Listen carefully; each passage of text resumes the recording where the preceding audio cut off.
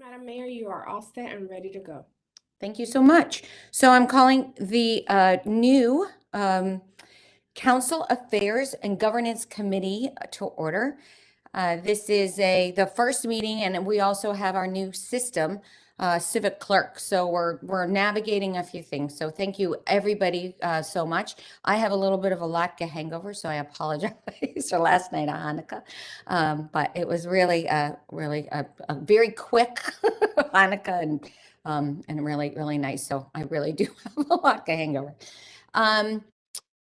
So we will start, we're going to switch the executive session till the after the meeting, and we're going to go with the reviewing the rules first. We will start with a resolution adopting standing rules of the town council for the 2021-2023 term. And we do this every term.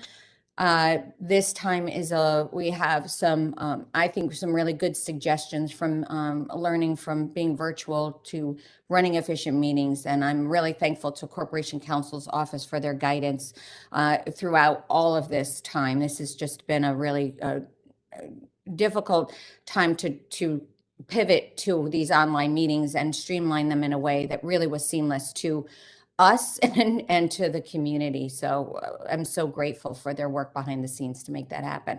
So I think with that, I can go directly to Corporation Counsel, unless Matt, you want to say a few things? I don't know. You can just raise your hand if you. Good morning, everyone. Matt Hart, Town Manager. I think you covered it well, Mayor. Thank you. Thank you. Okay, over to you, Corporation Counsel, Dallas Dodge. Thank you, Madam Mayor. And everybody should have a copy of, I shared last night, and I can't remember if it was included with the package that was available on the new system, but everybody should have a track changes version of the new rules, which is tracked against the old rules from the 2019-2021 term, which I think will make it a little bit easier to sort of see what we've been changing. Our rules over the years, it varies from term to term whether we make how significant the changes are, but by and large, they've stayed relatively stable for a number of years. And I think that that's also the case this year, but with some changes that are intended to improve the efficiency of the council operations. I thought it might be helpful just sort of as a background to our discussion.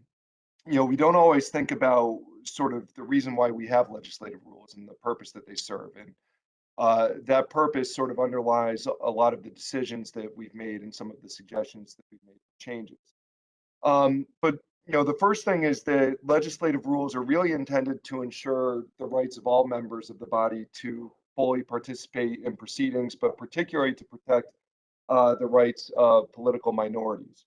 To ensure that everybody has the ability to participate, that everybody has equal and fair access to council proceedings. Another goal of rules is to ensure transparency and notice for the public, to make sure that the public is fully aware of what's happening at the council and has adequate notice of the proceedings and the matters that the council intends to take up. And third, as I discussed earlier, and as the mayor highlighted, is the efficient and orderly conduct of council meetings. That includes ensuring that there's adequate decorum and that members are treating each other respectfully. But more significantly, in terms of some of the changes that we're proposing this time around, is efficiency and making sure that the proceedings aren't sort of overly bogged down in procedure. I think that's one of the biggest things I was trying to address in what we're doing here. And it's actually one of the few benefits, if there are any benefits of the pandemic, is it sort of allowed us to experiment with some new procedures and some new ideas in terms of how we could move things along a little bit more efficiently. Again, along with that idea, though, of making sure that we continue to protect the rights of all council members to full participation. So with that, Madam Mayor, what I'm going to do and what I think would be most helpful is if we simply walked through the track changes document that everybody has so that we can discuss the rules. And I think what makes sense is as we go through this, we can I think as we go through each rule, I'll pause after I've discussed it. If anybody has any questions on the change that we've suggested, then we can address them at that time. And I think that'll be the best way to go forward if you agree, Madam Mayor. Agreed. Thanks. Thanks, Dallas. Thank you.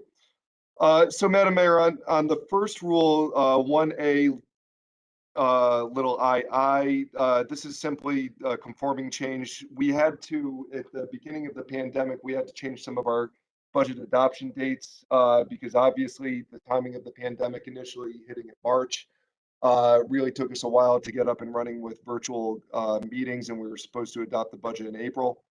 And so the governor allowed us to move back budget adoption dates. That was a change that we made midterm last time. And obviously those new pushed back dates are no longer necessary. And so that's simply a conforming change to bring us back to normal on that front. Moving along to item 1C. Another change that we had made during the pandemic is that we had created a process where the mayor could actually order the community comment, which is different from the public forum. During the public forum portion of our meeting, members of the public are invited to comment on any item that is on the agenda. The community comment meeting is actually an opportunity for the public to basically discuss any topic that they wish with the council, and is actually a separately noticed meeting that we have when we do have requests for community comment. The initial stages of the pandemic, again, as we were trying to figure out how to conduct virtual meetings, it simply wasn't possible to hold a community comment meeting. And so what we did is we created a process where the mayor could order the community comment would only be received in writing, and created a process to accept and receive written community comment. That's no longer necessary. Again, due to, we've all been able to get much more used to some of the technological changes, which has actually improved over the last 2 years as we've gone through this. And we can now very easily conduct a community comment meeting virtually if we needed to. And so providing ability to the mayor to limit it to writing only is really just no longer necessary. Moving along to item 5, this is the order, order of business for the agenda. And there's one initial change that I just want to highlight, which I was actually discussing with the mayor earlier this morning. One small change is that the way that the rules are drafted right now, we have to actually follow this precise order when having a meeting. The mayor doesn't have flexibility to change the order. And what we thought made more sense is to simply change it so that the items that are on the order of business are items that are required to be part of any council agenda, but to give the mayor the flexibility to change the order of business if it makes sense in the interests of efficiency. So as you look at this, obviously, I imagine that we would continue doing the Pledge of Allegiance at the top of the meeting, but this does give the mayor the flexibility if for whatever reason it makes sense to move something around in the agenda to do so. We've also tried to consolidate some of the items that are on the agenda, which really don't need to be listed as individual items. One thing that's frustrated me for a while actually is that our consent calendar is sort of a strange process that we use for establishing it, where we actually create the consent calendar, or currently we actually create the consent calendar and then wait a few agenda items later to actually adopt it, which really is somewhat nonsensical. And so under the new order of business, the consent calendar would simply be a single item. It would get moved and created, and then there would be a motion to adopt it all under the same business item. So you won't have the situation where we create it and then later in the agenda we actually adopt it.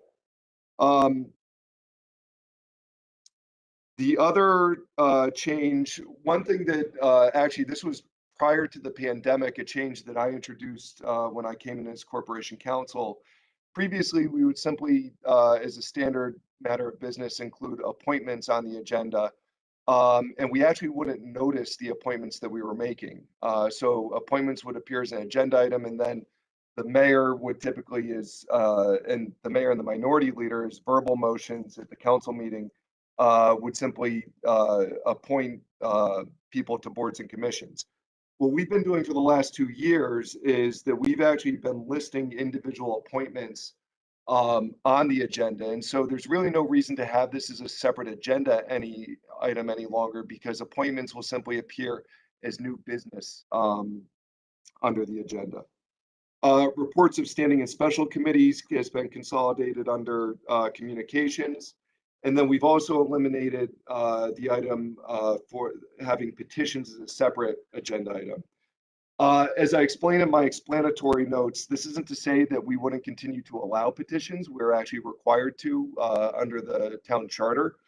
But there's a very specific process for petitions. It's something that we don't encounter a lot. In fact, I don't know if Essie's still on the meeting, if she can, I can't even recall the last time that we actually had a formal petition as contemplated under the town charter. And so there's really no reason to have it as a separate agenda item. If we did receive a petition for either an ordinance initiative or to repeal an ordinance, that would simply appear under new business, and then we would proceed to deal with it in the standard course.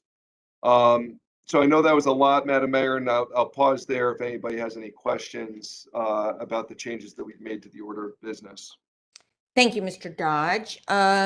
Yeah, so I just, I think this is a much, a much more efficient way to go. We list through these things, meeting after meeting after meeting, that we either the consent agenda, the consent calendar, the adoption, that has just been so weird.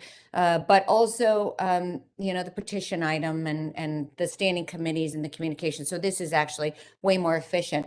Announcements, I think, really vary. Sometimes they're important and they're, really relevant. Sometimes they're just listing a lot of community events that are nice, and we might have hearings, and we might not want the applicant to sit there and wait during announcements. So having the flexibility to move that item up and back is, I think, really helpful. Again,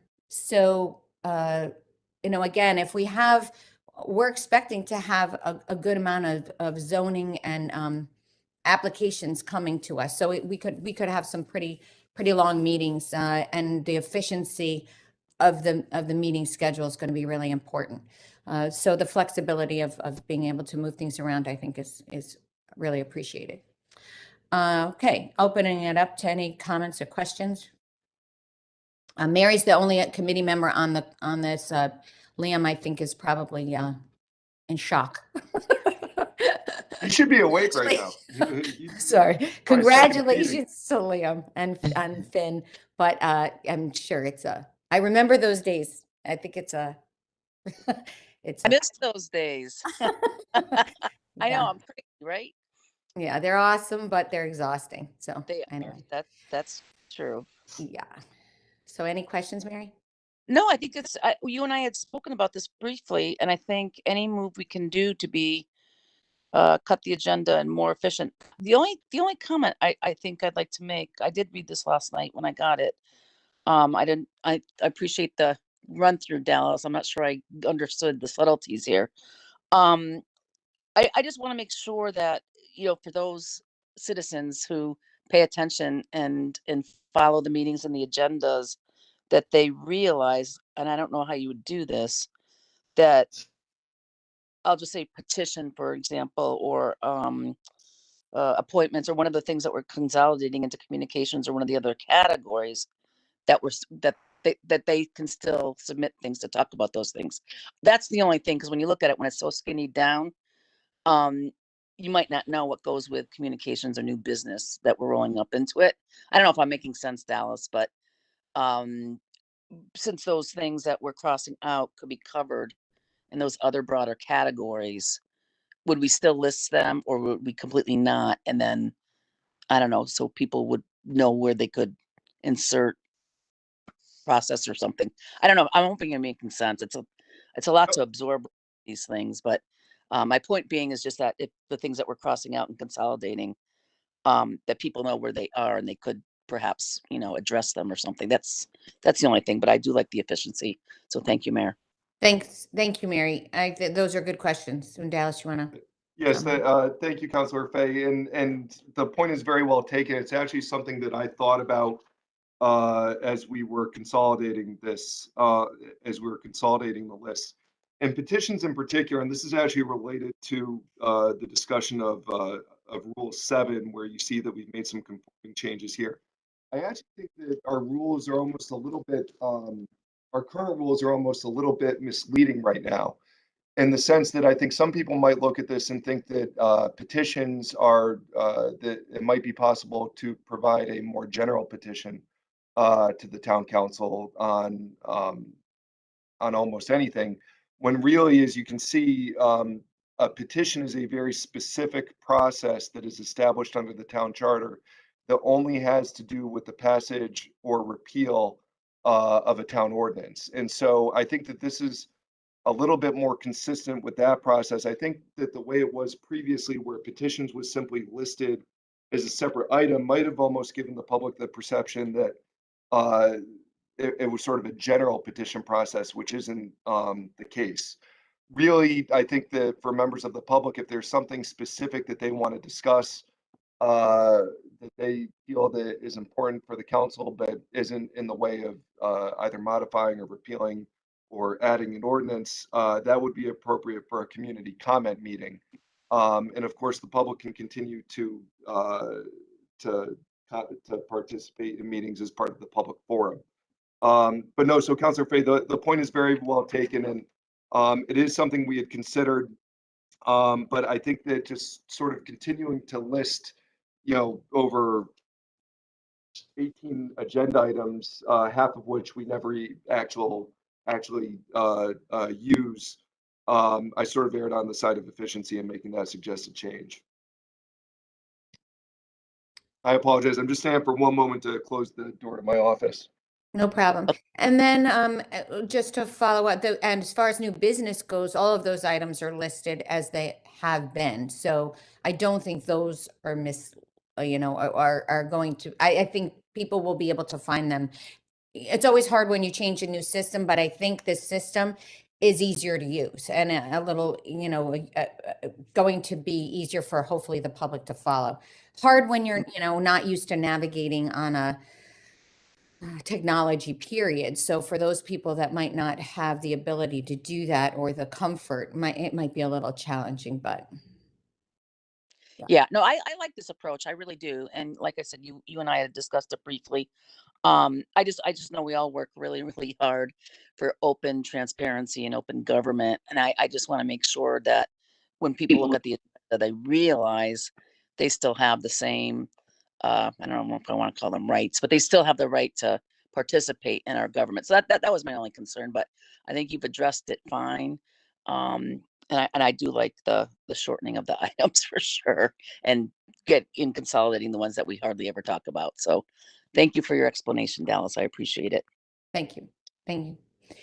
Any other, now I can open it up to the rest of the counselors on the meeting, which I would just say out loud, because we have Ms. Billing-Smith on, Ms. Blanks, Mr. Zdanowitz, Mr. Winograd.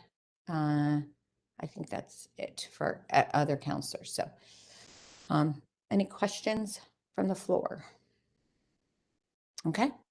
Madam Mayor, I think the clerk was asking to be recognized. I'm sorry, Essie, go ahead. Just a question on the community comment. It says that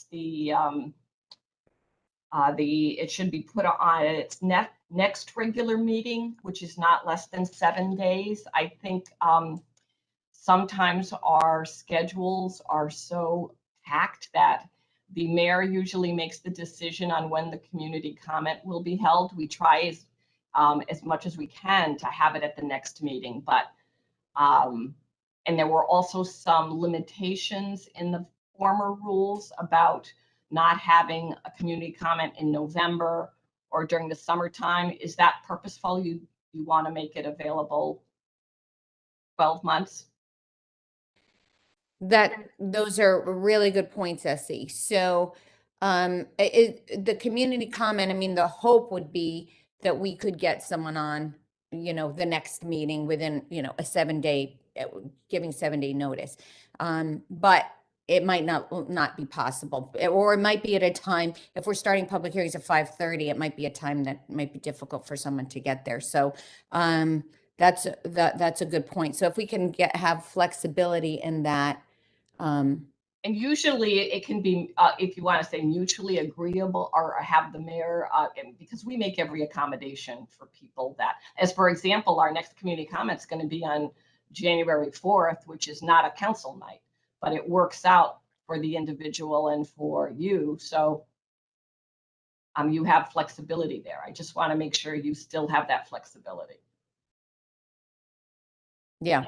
So, Mr. Dodge, that's, No, thank you, Madam Mayor. I think it's a very good point. I think one issue is there were actually some changes too that aren't, because this is tracking against the latest version that we did after the pandemic, there were some changes we made midterm last session. I think what we'll do is we'll go back and look at the version of the rules that existed prior to the pandemic for some of those, for some of that flexibility that the clerk is talking about, but we'll revisit item 1B in the community comment process. And the other one was the public forum, where it says not more than 3 minutes. Traditionally, we've had, if you are a member of speaking on behalf of a group, it's 5 minutes.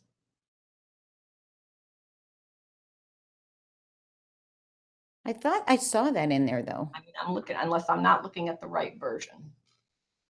Mm. Number 6.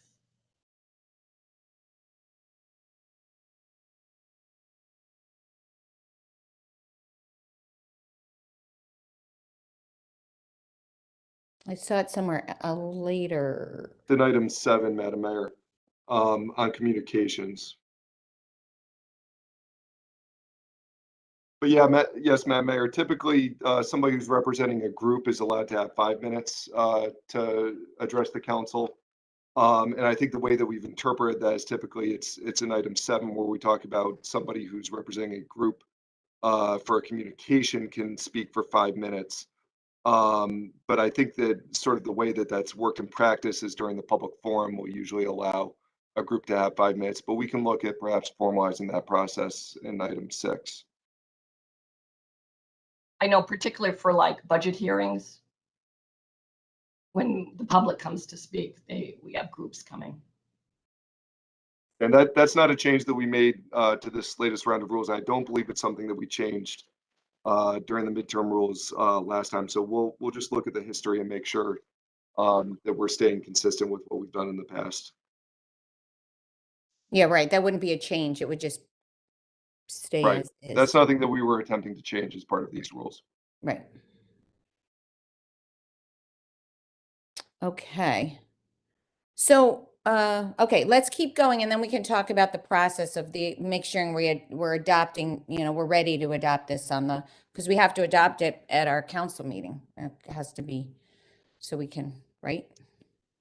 Yes, madam. Well, you do have the temporary rules in place right now, and so you can continue. There's no it's not,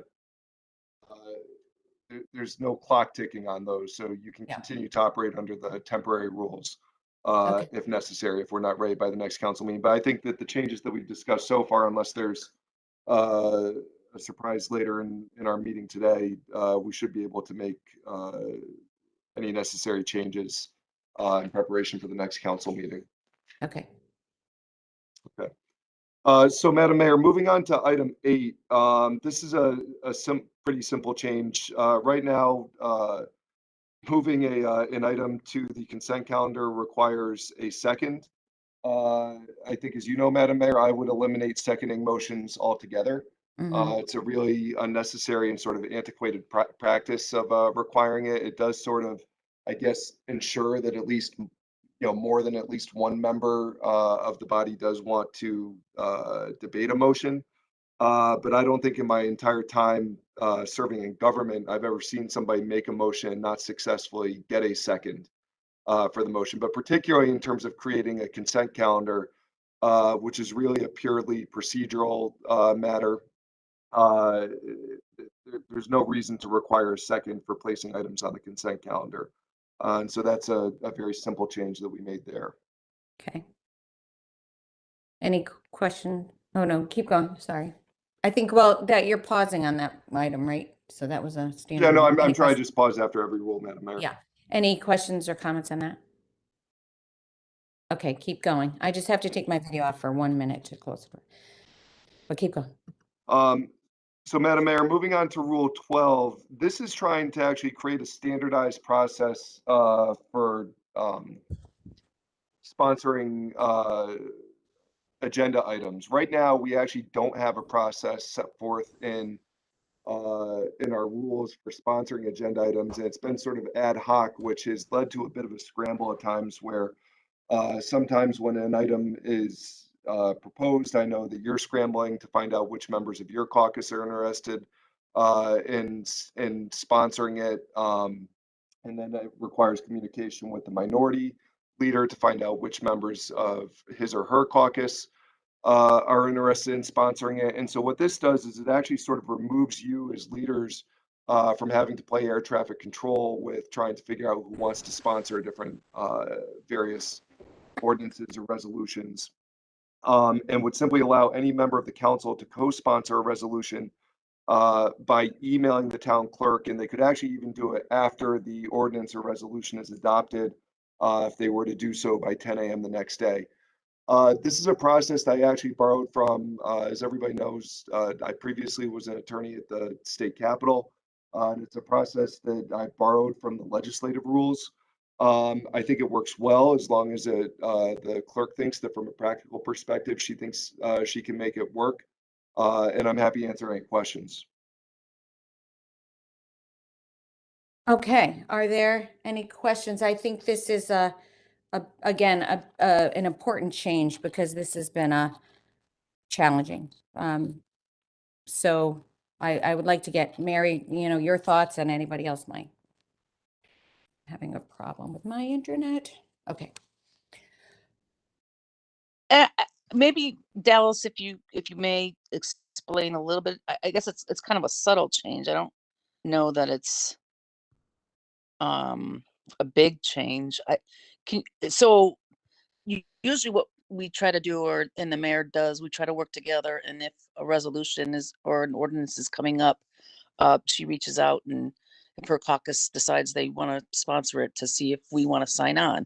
So how is this different? So if we don't sign on prior to the meeting, we can sign it the next morning by 10. Is that the change? I just want to. Right. This basically creates a process, Councilor Fay, where any individual member, it basically empowers individual members of the council to sponsor an ordinance or a resolution or another agenda item at any time. And so it sort of avoids that scramble where sometimes it usually happens with higher profile items that are being proposed, where there's a scramble to find out, if it's something that's significant, who it is that wants to appear as a sponsor on it. This, instead of, and that process, by the way, just from a practical perspective, it can be extremely time consuming, I think, both for the mayor and also for you as the minority leader, where it requires you to individually reach out to each member of your caucus, depending on the complexity of the item, to explain to them what it is and to discuss with them whether they wish to sponsor it or not. And so this, frankly, it sort of removes you from having to play that role in the process and empowers individual members to simply make the decision whether they wish to sponsor a resolution or an ordinance. Yeah, I think it makes sense. I just want, because we usually try to. Sometimes they come up and maybe we don't know the details behind it, but these are things I'm just kind of thinking of, like the crime one that went back to committee. How so is there a process that, in practicality, if you have a resolution that you sponsor and your caucus, my caucus in this example, decides to be on board, would we bring it to committee first rather than just present it at the council? I'm just trying to get the process pieces down, Dallas, of what's the best way to do it. Yes, and that's sort of separate from the question of sponsorship. Typically the way that it works with the council agenda, there's no requirement. And again, I'll use a comparison to the legislature. Unless you were to suspend the rules, there's typically a requirement that bills that are passed at the General Assembly, as an example, actually go through committee and get adopted by committee prior to being introduced on the floor. A lot of other towns and local communities have similar requirements where there's actually, particularly in cities, you'll see a little bit more of a robust committee process where it's actually set forth what types of items need to go to committee. You might actually have hearings at the committee level, and then something's ready to go on the agenda. We, by tradition, have always been a little bit more sort of ad hoc-y with the way that we've done it, where there's no requirement that specific agenda items go to committee first before they go on to the agenda. And so this wouldn't change any of that. An item could still simply go on the agenda, but our practice has been to try and take things through committee. And, it plays both ways. I know that in the past, I think as an example, Councilor Fay, with your crime ordinance, you felt that it was timely and wanted to get it on a council agenda for final action as quickly as possible. But there's also been times in the past, I think more often, where members of the political minority on the council have sometimes objected to items simply appearing on an agenda without having first gone through the committee process. And so it sort of plays both ways. But the question of sponsorship is really separate from the question of whether items need to actually go to committee or not. Okay, thank you. Any other questions or comments on this? Okay, so most of the time agenda comes out 7 days ahead. We have until 48 hours though legally, correct, Dallas? Actually, no, Madam Mayor, that was a change that we made for the pandemic, again, because things were so crazy in 2020, where it was very difficult. There were times where we actually weren't even allowed in town hall. And so because it was so difficult to even create an agenda, what we did was we modified the rules to allow us to have up to 48 hours rather than 7 days to create an agenda. And that was really a pandemic era change. And it's actually only allowed, or during the last term was only allowed during the period in which you had declared an emergency. So right now we actually have to have the agenda posted 7 days in advance of a meeting, except of course for a special meeting. And so we will go back to that practice, Madam Mayor, and we will continue per tradition to have the agenda posted 7 days prior to a meeting now. Okay, and so there will be sufficient time for counselors to look and see what Right. what agenda items are on that want to sign on to anything that's Mhm. yeah. And I'm sure we will be again, these are bigger items, so it's really just giving the responsibility to individual counselors to step in rather than me or whoever is in leadership chasing counselors to get an answer on whether they're interested or not. And it's much appreciated. 'Cause it's been a challenge. Okay. All right. If there's no questions on, oh, Leslie has a question. Ms. LeBron. Okay, so why can't the counselors at the table decide if they want to have their names added after the vote? Why do a separate form that needs to be sent to the clerk by 10 a.m. the next day? Because, well, from my standpoint, one is sponsorship and one is support. So those are. So would the names of those sponsoring be on the agenda? And then any council member whose name is not on the agenda can choose to sponsor as well, but could they make that decision from the floor after the vote? And that way it's in the minutes, it's on the record, rather than doing something the next day, which when you talk about avoiding a scramble, we need to get our minutes done within 48 hours. And I know it says 10 a.m., but just a thought. Yeah, Madam Mayor, I think it's a good concept to, I want to give a little bit more thought to it, but the idea that, I don't know that it was my intent that this would be the exclusive method for somebody to sponsor an amendment or sorry, an agenda item. So let me, if it's okay with you, what I'd like to do is just talk with the clerk offline and just in terms of the practical way that this might be able to work. But as long as everybody's sort of bought in, I think conceptually with creating sort of a more standardized process for individual counselors to be able to um, to sponsor agenda items. We can talk to Essie and I can work to make sure that it works from a practical perspective. Yeah, and how that would, thank you. And just from my perspective, how it would work at the flow of the meeting, you know, Right. would we be making motions for sponsorship and then motions for adoption and, you know, yeah. I just And I could think see it getting one confusing. suggestion, Madam Mayor, and this is sort of, again, I go back to sort of the legislative world when I think about this stuff is you know, just as an example at the legislature, when a bill is voted on, a lot of individual members might not have really given much, shockingly, might not have given much thought to the bill until they're actually voting on it and might decide as the debate is going on, oh, this is something I'd like to sponsor. And the clerk actually has a basket in the front of the room where they can simply walk up and put a piece of paper in that says, I would like to sponsor this. And so maybe something like that for the clerk to have at the meeting might be helpful, because I agree with you. It is something that I had sort of contemplated, which was, would we create a process for people to sponsor amendments at the meeting? But I think it could become confusing uh, because the council action is really to adopt or not to adopt. And so I think it would become confusing if you also had people trying to, you know, say that they want to sponsor an item.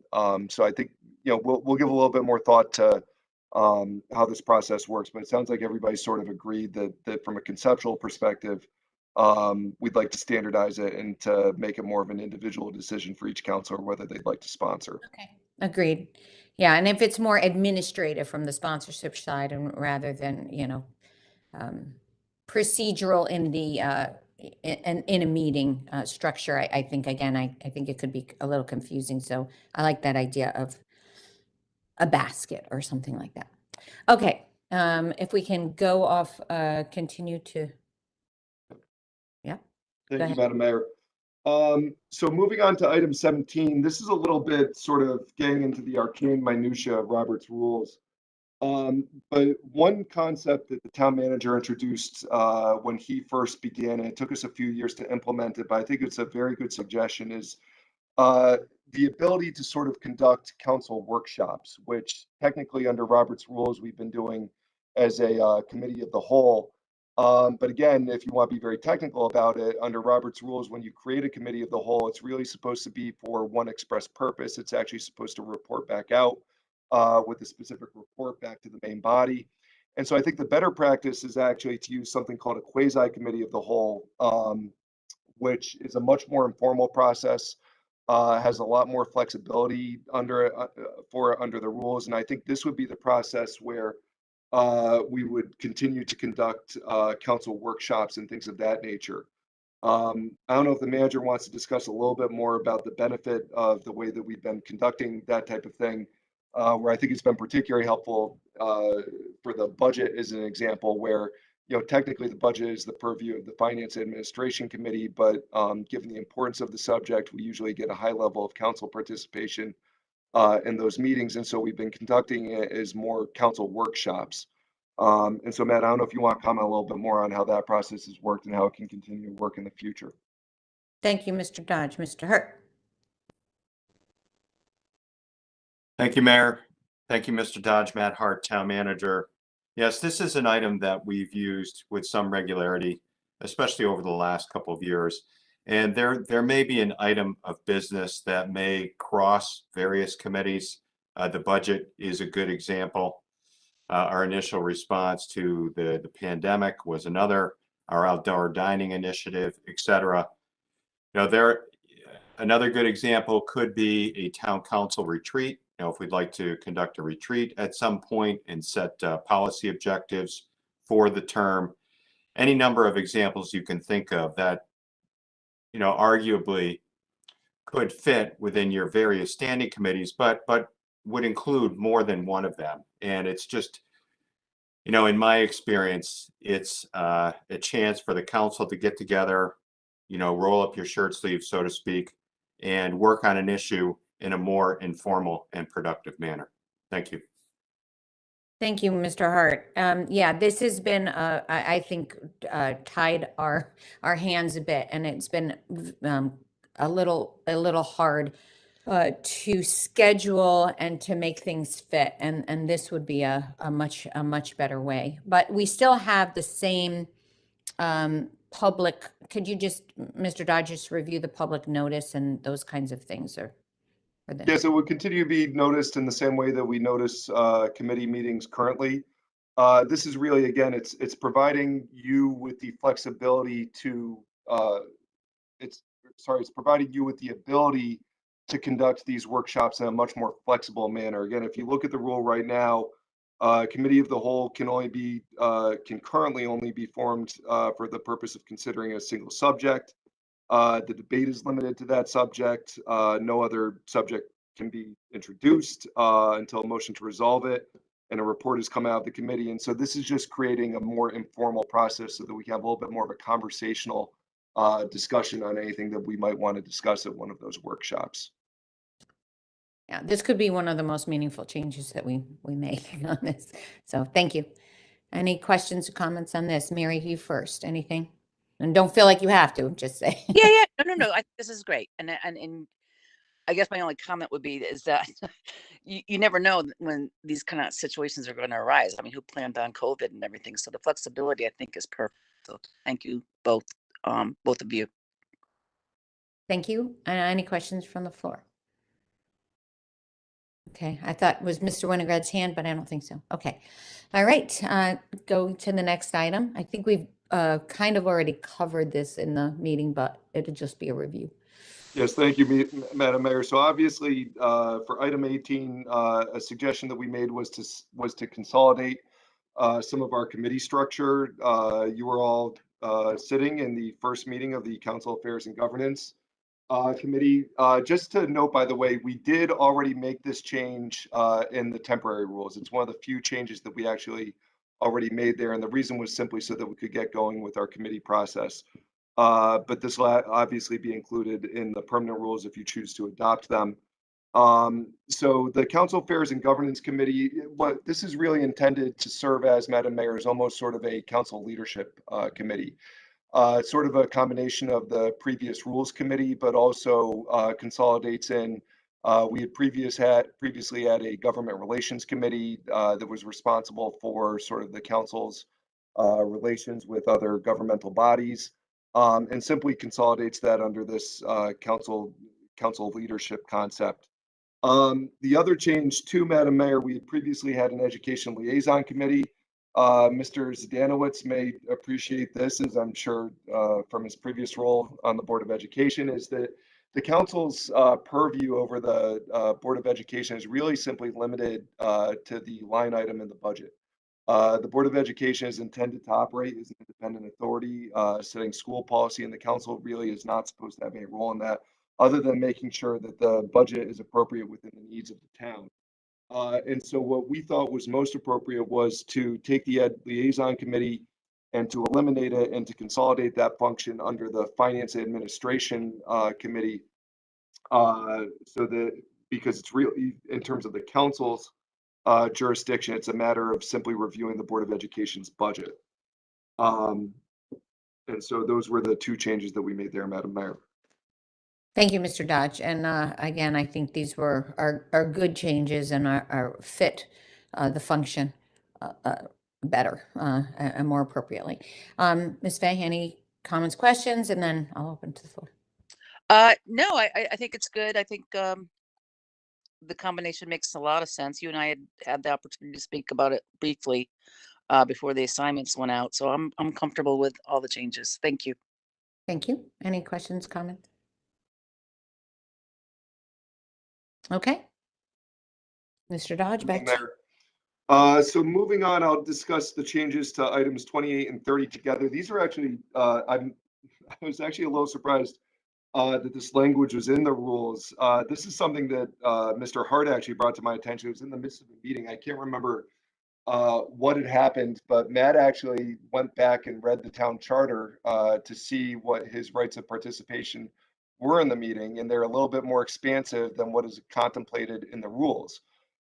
It might be a subtle language difference, but I think it's important that the charter obviously controls here. And so there's actually really no reason to even speak to what the town manager can do during a meeting in the rules because it's set forth in the charter. And basically, the manager under the town charter has the ability to has the right to full participation in all meetings with the exception of voting. We do continue under item 28, we do specifically set forth the right of the Office of Corporation Counsel to have the privilege of the floor because that is actually not set forth in the rules. And so I want to make sure that my office continues to have that ability. But this is really a conforming change for the town charter. And then again, on item 30, no proposed ordinance shall be subject to final action by the council without the written opinion of Corporation Counsel certifying its legal sufficiency and legal correctness of form. Just sort of strange, and I don't know why this was in the rules written this way. But this again is governed by our town charter, which actually requires my office to issue a written opinion as to the form and legality of all ordinances that are proposed. So really, it's not necessary to separately address it in the rules because it is in the town charter. And certainly, I think that was a problem to the extent that the language was at all inconsistent with what was in the charter previously. Thank you, Mr. Dodge. Any questions from Ms. Fay or first? Thank you. I'm good. Okay, any questions from the floor? That makes sense, and thank you, Mr. Hart, for reading the charter on your rule. Okay. All right, go ahead, Mr. Dodge. Thank you, Madam Mayor. So moving on to item 32. So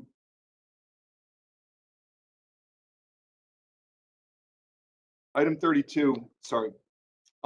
This is institutionalizing a practice that we introduced during the pandemic that I think has worked very well, which is the idea of unanimous consent, which we did really at the beginning of the pandemic. It's something that's used by a lot of governmental body or deliberative bodies. We've never really used it, but we did introduce it when we started to use to go to virtual meetings. And the reason really was because it was very difficult at the outset of the pandemic to get a second for motions.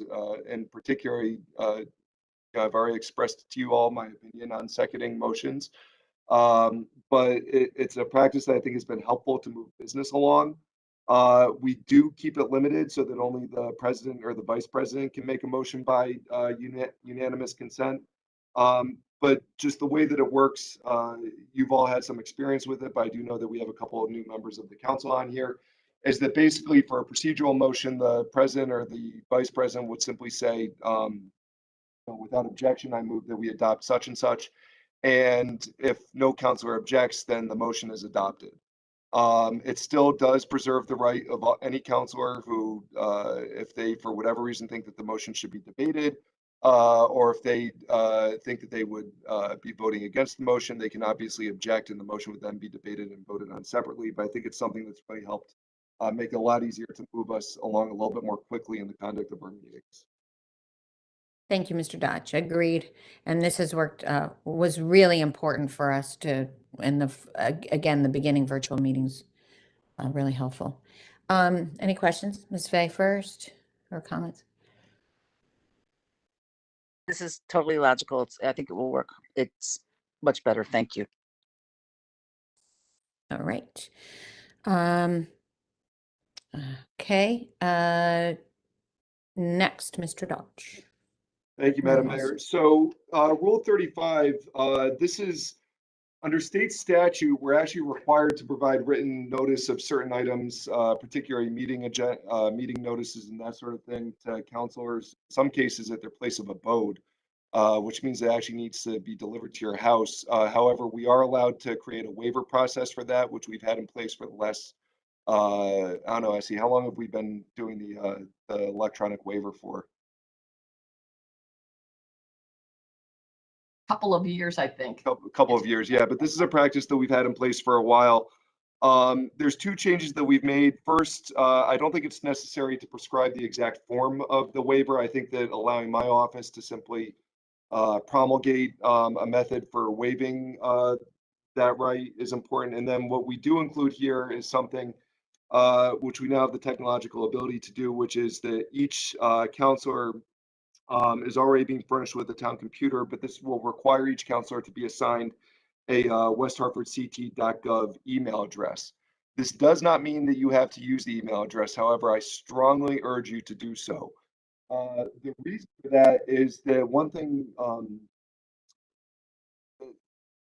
that people, this sort of public officials in Connecticut are constantly need to be reminded of is that just because an email is on your private email does not mean that it is not a public record.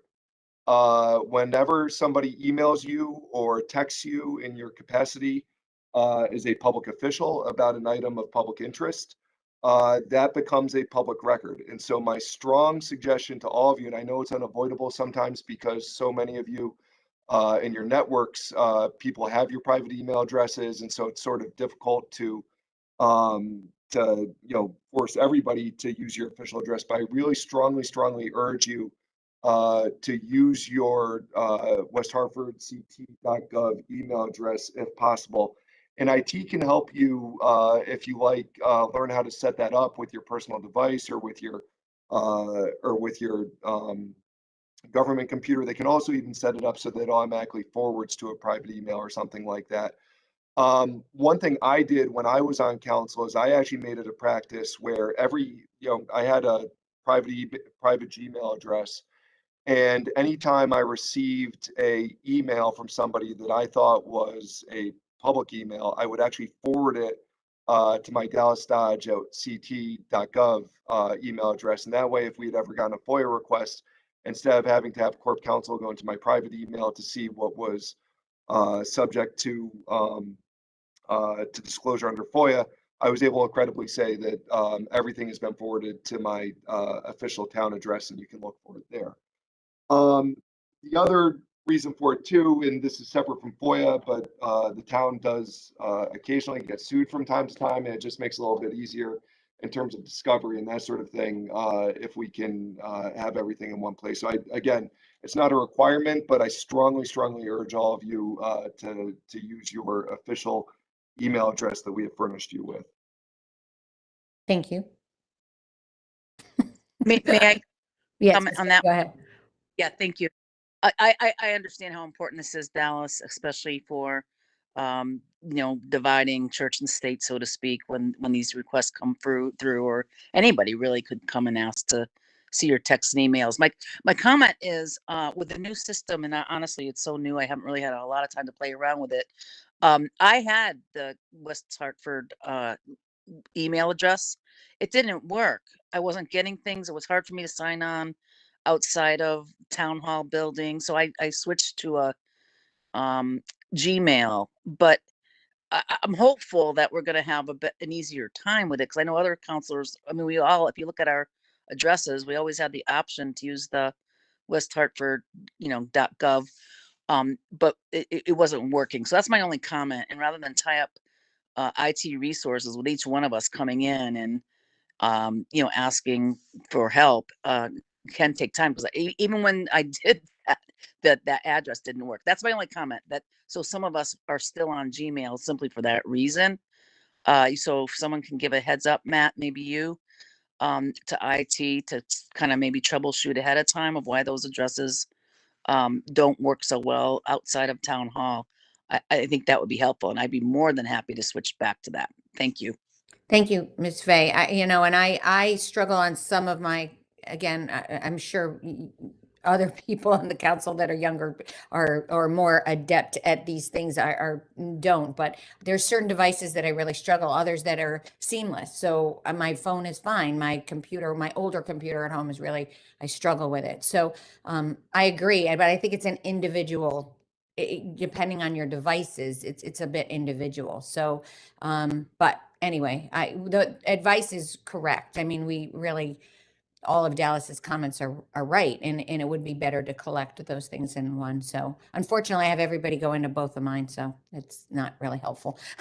But anyway, so One suggestion too, Councilor Fay, that I had done before I got my westhartfordct.gov email address. I'm probably a little bit more careful about this than most people. Is I had actually created. It's very easy to create a Gmail address, and I actually created a separate Gmail address. I think it was like Dallas Dodge at WHCouncil or something like that at gmail.com. And so, if you run into problems, that might be an option as well. But just to sort of keep it separate so it's not intermixed with your personal emails. the one thing I will say, I knew that a couple people in the past have folded their campaign email and kind of continued that on as their email for, make sure you don't do that, right? That's something you really need to separate out. Make sure that, so. Madam Mayor, I think the clerk was asking to be recognized again. Okay, thank you. Essie, I don't know, you're sitting so far back, I can't see. Sorry, go ahead. Councilor Fay, I'm happy to help you with anything regarding emails or any of the counselors. I just want to make a point of information that we did create a group email that under voicing your opinion on our website that members of the public can click on and send an email to everybody in one group, which I think is going to be very helpful. Instead of residents having to pick and choose, oh, I know that one, or something like that. So we do have that. So we'll work together, Ms. Fay, and we'll get that straightened out for you. Thank you, Essie. Thank you. I guess Mr. Winograd, as a housekeeping matter too, Madam Mayor, for the new folks who are on the board, although you're both seasoned government professionals here in West Hartford, you'll notice that a lot of times when I send emails out to the council, and I encourage other staff and councilors to do this as well, you might not see anybody CC'd on it. The BCC function is very, very useful for when you're sending matters out so that you don't inadvertently start a sort of what's called a serial meeting where now there might be a potential for having an unnoticed debate over email about substantive matters that really should be debated at the council table. And so usually just for the benefit of Councilor Zdanowicz and Councilor Billings, for that the when you see an email come from me, it might look like it's only going to you, but it's typically going to the entire council. I just use BCC so that we don't have a reply all response from anybody. Thank you, Mr. Dodge. Mr. Zdanowicz? Yeah, I kind of thought the same thing, Dallas. My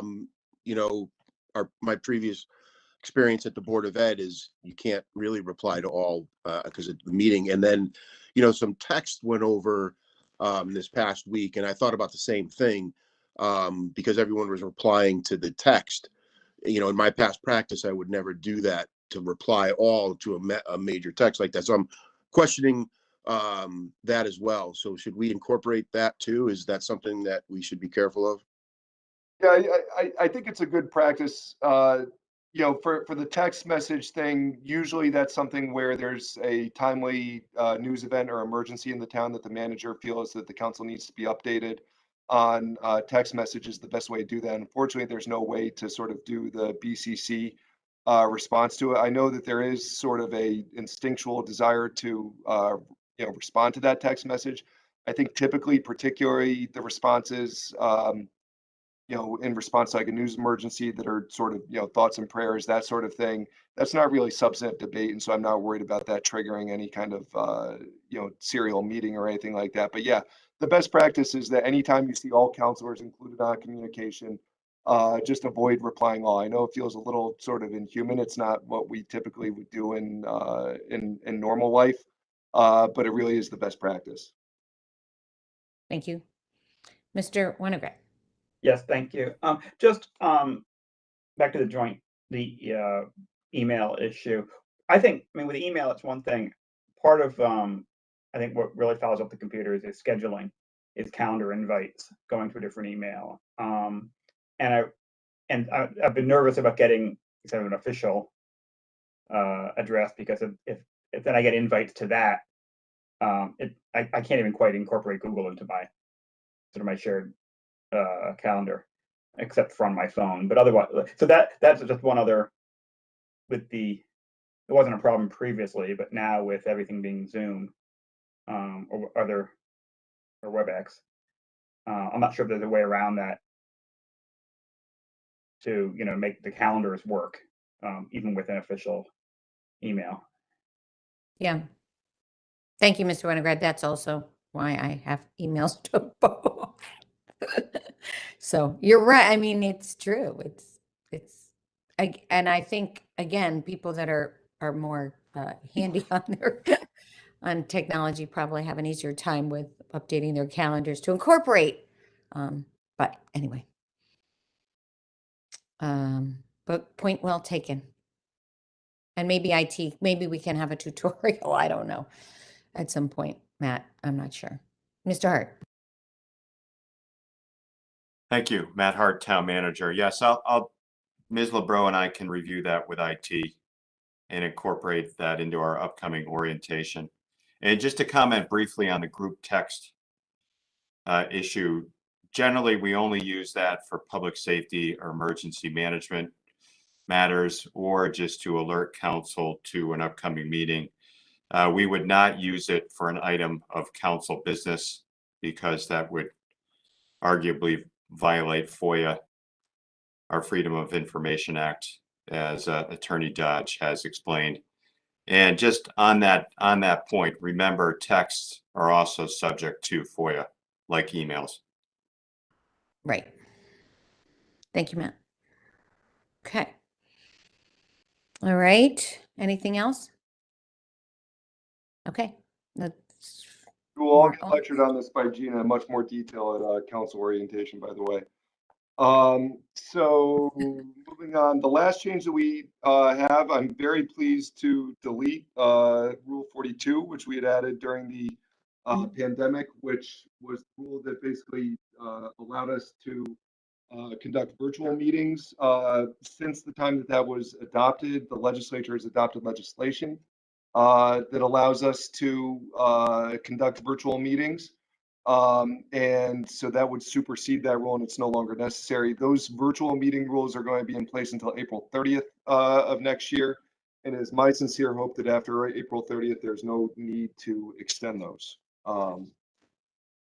Any other questions on that? Don't put any, don't knock on wood is what I'm saying. A little superstitious. It's been a bumpy road. I'm not sure it's going to be a straight line out.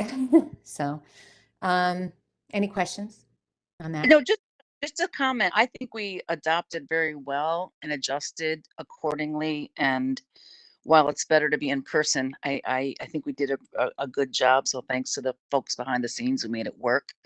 Jerida, especially you, I know you had to do a lot of maneuvering for this. But we had to do it. We didn't really have a choice. So that would be, I think we did. I think we're kind of hard on ourselves with all the bumps in the road, and certainly there were, but I think it came off pretty well. I think the only thing that really suffered was the public part, with people not really sure how to get in, and the wrong numbers, and it wasn't clear. Their phones were breaking up. I think that was the only thing, I think, in terms of getting our business done. Thanks to Dallas and to you, Mayor. I think we did a fairly good job, and it did work. I'll be glad to get back to person, but that's the only thing that I think really suffered was the public. But thank you. Well, I agree, Ms. Fay. I think the enormous amount of work that went on I think, we were one of the first towns to be functioning on the level we were functioning. So I'm really proud of that work. And it was relatively seamless for us because of all the preparation, and it was enormous. And you're right, Jerida didn't get enough credit, but Corporation Counsel's Office did real heavy lifting on this. So I agree with you. I was talking about the bump road. I'm proud of how we did. And the public is all, that is their own technology capabilities, and it's so varied, and we want to be accessible to everybody. So that's hard to have one format. But I'm talking about, I don't know what's going to happen with this pandemic. I hope we are in the clear. But anyway, Mr. Zidane, did you have a question? I didn't know if Yeah. anyone else had a question. Yeah, go ahead. So I think one of the good things that came out of the pandemic was actually the virtual meetings. It gives the opportunity to people that, maybe don't typically work at town hall and are out at different schedules to be able to attend where they normally couldn't. So I think that it's actually an advantage to have these meetings. And I understand there's a public piece to it, but remember how we all came along with this right from the beginning is that, we had a learning curve, and so does the public, and those people that had to work from home know how to attend a meeting, and it gives more opportunity even for the public. So if there's a mom or dad at home that wants to attend a meeting, or just a constituent, they can. It's much easier, so they can get dinner ready and then not have to stress to get to a meeting. So I wouldn't look at this like there's an end date, and thank God. I almost think we should probably continue it so that we can have almost more participation, and that it's easier for counselors like ourselves that can't make it to town hall, like this meeting now. It's easier for us to attend. So I think it's a good thing. But I don't know how you guys have worked it. I know it worked well for us at the Board of Ed, and we had a lot of participation on it. So. Yep, Mr. Dodge. Mayor, first of all, I just want to sort of echo the sentiments of everybody else in commending the rest of the town staff, particularly Dorita Reinheimer and the IT department with the efforts that went into getting us up and running. In my day job, I watch a lot of other governmental bodies. And West Hartford, I can't remember who just said it, but we got it right very quickly. And it was amazing how smooth our process was compared to some other folks who actually still can't get it right. And with regard to Mr. Zdanowicz's comments, I agree. And I think that one of the biggest benefits of the pandemic has actually been the fact that you have a lot more government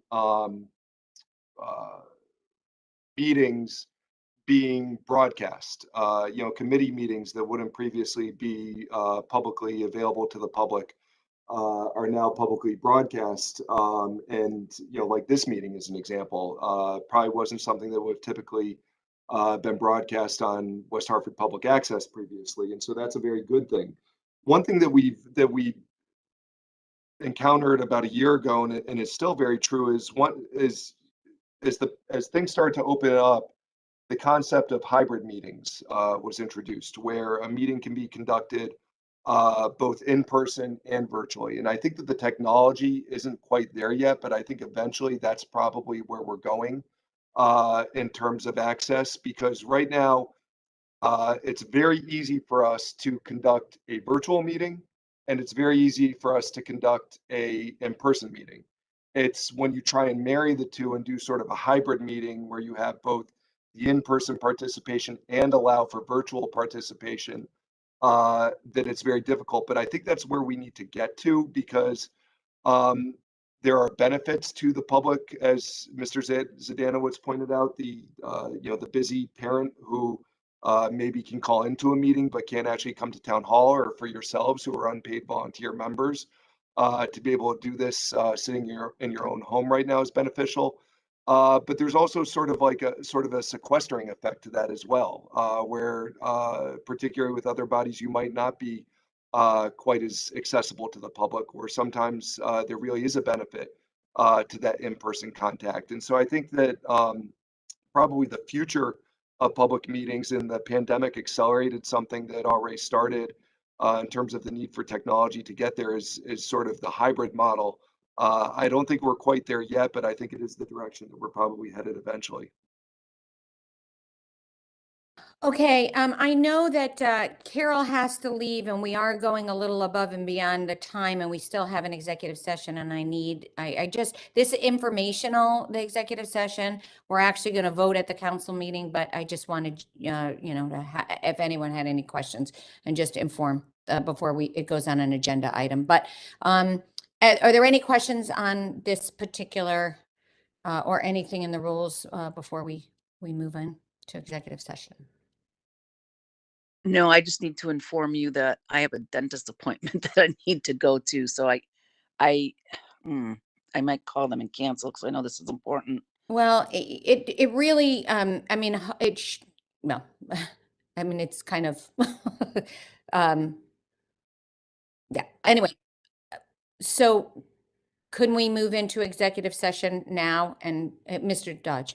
Thank you, Madam Mayor. And before you make the motion to go into executive session, and I'm going to leave for that portion of the meeting, just with your brief indulgence, because I know you are going to be discussing the appointment of Corporation Counsel, I just want to thank everybody for the opportunity to serve as your attorney for the past 2 years. I really hope to have the opportunity to do it again, and it really has been the absolute privilege of my career. I think that some of the challenges were unexpected, to say the least. I don't think that it was quite what I was expecting when I came in, due to the challenges that we had to face because of the pandemic. But it really has been a privilege to serve all of you and a real pleasure to work with all of you. So thank you, Madam Mayor. And with that, I will exit and allow you to go into executive session to discuss the Thank you. appointment. Thank you, Mr. Dodge. And unfortunately, we have a separate link. I mean, not unfortunately, is what our process is. We have a separate link. So if you can hop on, and again, if you can't, I can talk to each I of will. you individually if need be. Madam Okay? Mayor, before you go on to the link, you do need to make the motion to go into executive session in the Right. public session that you're in Yes. right now. Yes. So, Mr. Hart. Thank you, Mayor. Matt Hart, Town Manager. I wasn't sure if you wanted any staff members to join you in executive session. If so, you should probably list us in the motion. Right. So I will make a motion to go into executive session. This will be all members of the town council, Mr. Hart, and I don't, I think that's probably appropriate unless someone else thinks. I know that, yeah, I think that's probably right. And then we will come back in and go through the rest of the meeting, but I think that will be very, very brief. Okay? Right. I might be. I make a motion. Do I have a second? Can I just, Madam Mayor, can Yeah. I suggest, I think it might be helpful to you in case Absolutely. questions come up, to That's have Ms. in Morano Okay, thank you. standby, in wasn't case, sure. Okay. for whatever reason you want to invite her in. Appreciate it. Okay, thank you. All right, thank you so much. All right, I'm making the motion. Is there a second? Second. All those in favor? Aye. Aye. Okay. Any opposed? Okay. All right, let's go. All right. Okay. See you. Yeah.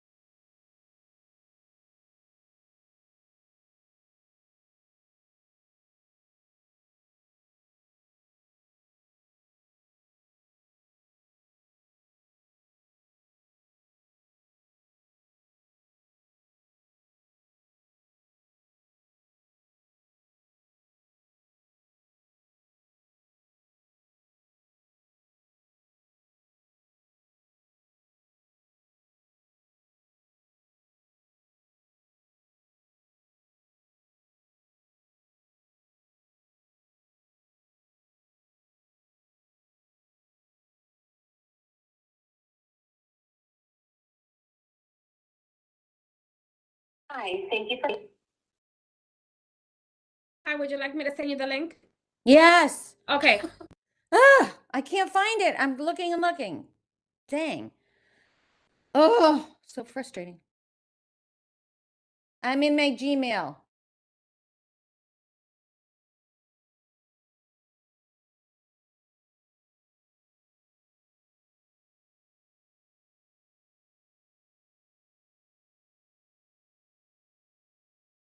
I just shared it via text. Do you want me to send it to your Gmail? I guess I'll just be on my phone. I don't know why I can't find it. Shoot. I'm just doing it on my phone. Ay, ay, ay. Okay. Just mute on here. I canceled my dentist meeting. Oh, sorry. Okay. I know. This is Yeah, just well, hopefully I'll get in there again soon. You know, you look at the, I made an appointment before.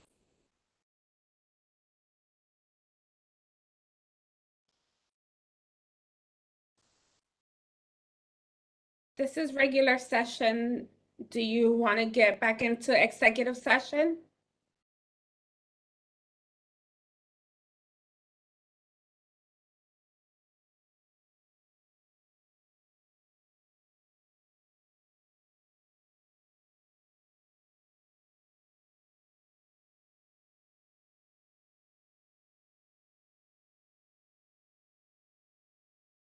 Mayor, I think you're on mute. Counselor Sitanowicz, this is the regular session. You have a separate link for executive session. Oh, thank you. Sorry. Counselor Blanks, do you need the link? You're on mute. You're on mute.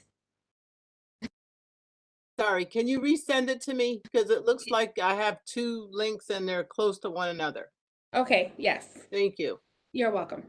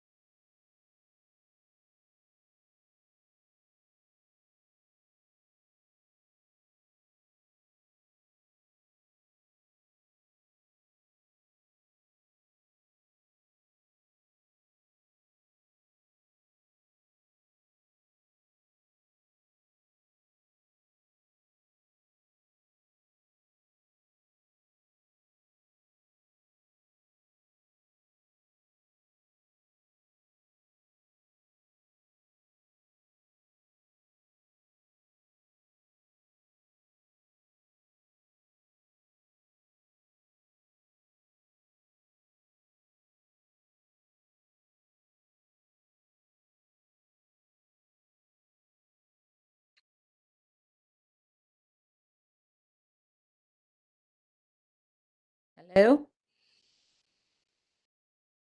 My dentist appointment, totally. Uh,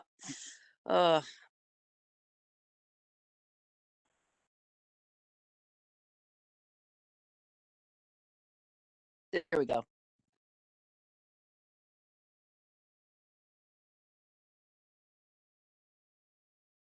Dryda, this is Matt. There. Hi, if you could note for the record that we left executive session at 10:06. Hi, everyone. Okay, so 6 p.m. I think we make a motion to close the meeting and do we have to make a motion? Or do I just close? Mayor, you can use your new parliamentary procedure without objection. I move that we. I adjourn the meeting. I always get conflicting Gina, do I have to make a motion to close? You can just stay without objection. I move that we stand adjourned and then wait for an objection. Hearing and seeing none, you stand adjourned. Hello? Oh, she's we're here. probably not on yet. So I think Matt, do you know? Mayor, I'm not sure. Can you hear us? Oh, there we go. Gina, do I have to make a motion to close? Yeah. So, Madam motion? Mayor, you can just Mute. simply stay You're without. muted. No, I'm not. No, I am live. You can't Yeah. hear me? No, I I can don't think. I don't We think. can hear you, Mayor. You can't hear us. That's right. Can you hear me now? Yes. Okay. Oh, that was I don't weird. have an answer for that. Oh, I can. Is there something else I can help with? computer's talking Madam to me. Mayor, can you hear me? Yes, now I Can can. you hear me Okay, now? so Okay. yeah. So All just right, simply sorry. without objection, I move that we stand adjourned and then listen and watch for an objection. Seeing none, you stand adjourned. Okay, without objection, I move that we adjourn.